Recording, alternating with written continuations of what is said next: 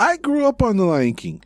I love the original so much I found myself defending the remake a lot because I didn't think that the remake was bad per se. I understood the points. Very bland looking lions that looked very unamused. So I understood that, but I also understood what they were doing. They were going for realistic lions, but it's kind of hard to believe that the lions are realistic when they're singing around and saying Hakuna Matata. I get it. I wasn't too sure about this particular movie, Mufasa, the Lion King. It felt very unnecessary to me, and the truth is the movie is kinda unnecessary. It's not the worst thing ever, it's not a bad movie by any means, but did it need to be made? Not really. The story follows young Mufasa as he splits from his parents and ends up being saved by Taka, who we know later on as Scar. Taka brings him into his pride, but his dad has this thing for outsiders and he don't want the outsiders at all in there. So if Mufasa wants to hang out, he's got to hang out with the ladies. And by hanging out with the ladies, he learns how to hunt, because that's what female lions do. And he gains all these abilities that no other male lion has because he was hanging out with all the female lions. Naturally, Mufasa is a leader. Mufasa is righteous. Mufasa tries to do the right thing all the time. So as they grow up, these other white lions show up and they are very territorial. And because of a previous encounter, the white lions want revenge and spend the whole movie tracking down Taka and Mufasa. And Mufasa is trying to find his parents again, going back to what we know as the Pride Lands. The story is very much earning versus what is rightfully yours. Taka didn't learn anything. He's always just kind of there. And Mufasa has all of the makings of the king, so that's one conflict there. The other message is bros before hoes when Sarabi gets introduced. The whole movie does a lot of foreshadowing, and I like that they did a few callbacks to the original movie, but it was not subtle at all. That was my issue. There's a couple things that are foreshadowed a couple times, 2 or 3 times throughout the movie. And even Timon and Pumbaa in their little sections are very meta and very like jokey, almost breaking the fourth wall to a degree. I really did love how the movie started. Rafiki's telling the Mufasa story to Simba's daughter, so it takes a minute to get to the actual Mufasa bits, but this beginning of it really gave me the feels of like an old school VHS Lion King movie.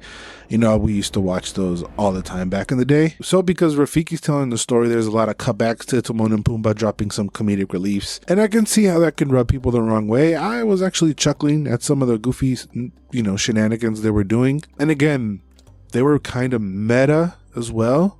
Like they referenced the play and they kind of reference other stuff that kind of caught me off guard a little bit, but I mean, it kept me engaged. They are really the only form of comedic relief, I think. Rafiki was kind of funny too, but during Mufasa's journey he's kind of collecting a little bit of the OG squad to take to the Pride Lands. So yeah, those encounters are pretty entertaining. As much as this is Mufasa's story, Taka aka Scar has more of an arc. Mufasa is basically the same throughout the whole movie, and obviously Taka has to turn from Taka into Scar. It's almost his story more than anything, but that transformation was actually visible. It was kind of cool. Like his voice started to be more evil and sinister towards the end as well, so that change was interesting to see on screen.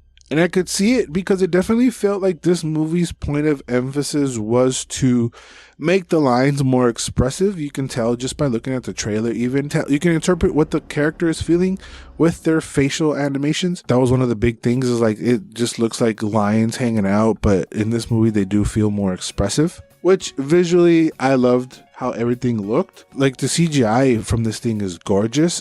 I thought they were like doing a couple drone shots, and then it looks like they might like CGI the lines and stuff over it. I have no idea how they made this movie at all.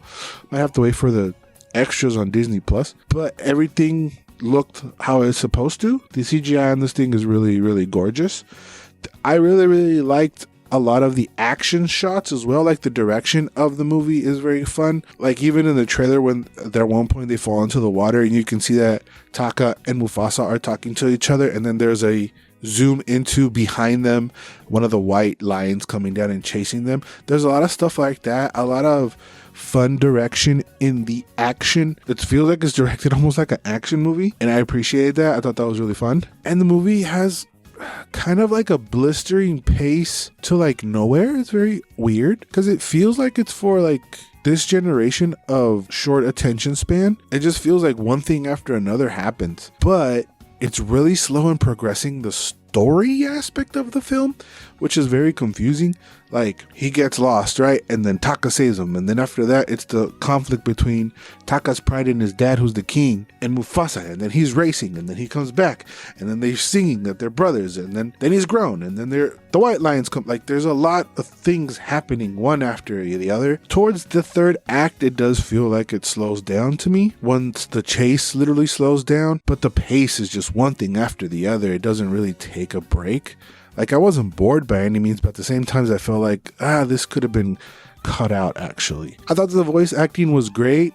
My MVP was probably the White Lion, played by Mads Mikkelsen.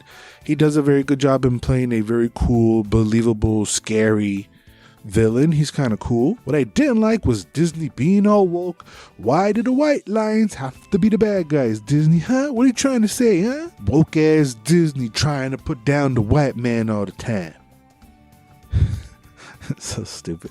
But I'm sure there's probably videos out there where you're like, oh, Disney's racist. The thing that is more interesting to me, like, there's no on-screen deaths, man. Back in my day, the Disney I grew up with, they kill characters on screen and you get to watch them die. Or maybe not necessarily watch them die, but you get to see their lifeless body on screen so you can cry, creating the first memories of you crying in the movie. So it's not that it was missing, it's just something that I noticed. Like, nothing there to like make little kids cry. It needed that, just like the OG. Now, to by far the worst part of the movie, I also have to like put my cards on the table. I like for you guys to know my perspective so you know why I'm thinking what I'm thinking and not just saying some stupid shit on the internet. But I do not like Lin-Manuel Miranda. Never did. I saw Hamilton on Disney Plus a while back. Don't think it's that great. I don't understand the appeal. I do not like his music. I think he's way overrated.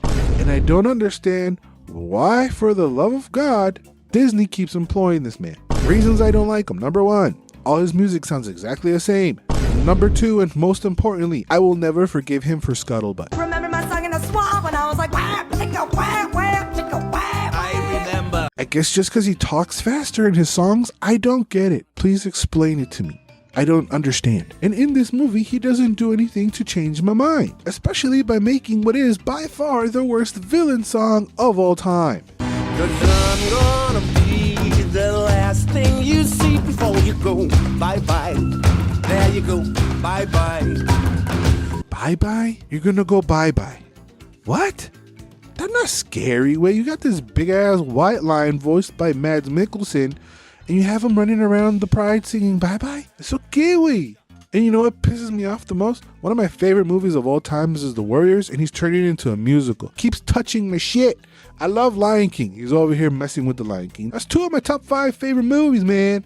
Leave my shit alone. All the original music for this movie sucks so many balls. Not a single song is memorable. I don't even remember how the bye-bye song goes. I just remember that the bad guy was saying bye-bye a bunch of times. The score is great. Why? Because they take the original music from the first film and kind of like repurpose it for this score. And yeah, maybe because I have preconceived nostalgia for that music, that's why I liked it. I'm not gonna lie, but there's just more magic to that music than to any of the original piece of music. The original piece of music just really sucks major ass. And that was really the worst part for me. The story's not that bad. It's something we've been there, done that. Yes, it's very predictable. And it's a little bit longer than it should be, but visually the movie is gorgeous. Is it enough for like people to run to go see this movie? No, people already hated the last one. If you're even a little bit concerned about the major things that you were concerned about from the first movie, wait for it to come out on Disney Plus. I know what they were trying to do. They're trying to tell a big adventure off of the $1 billion success of the remake. I don't think this is going to make anything close to $1 billion, especially because it has tough competition. I think it's a okay theater movie, and it could be a good Disney Plus film. There's enough member juice to like provide a good time. If you like Lin-Manuel Miranda, you're probably gonna love the music because it's strictly Lin-Manuel Miranda shit. I think it's an okay movie. I do have one request or petition, or I don't know, favor to ask Disney, because I know, Mr. Mickey Mouse CEO is watching this video especially. Could we fire Lin-Manuel Miranda? Could we get other people to do music? But does he have to score everything? Could we hire other people to give different flavors? I don't get it. It's the purpose of their music is for people to, after the movie's over, to download it on Spotify and have billions of listens, and not to actually help the movie in any way. They really just want to have banger music, but the music sucks. So it doesn't help moving the movie along, and it also, you're not going to get billions of replays. Maybe if you're a little Miranda fan, you will, but I don't like it. If you saw it yourself, let me know your thoughts down in the comments. When down there, if you can like and subscribe to the channel, that'd be great. Thank you guys for watching. Remember to always and forever, you do you. Stay kind.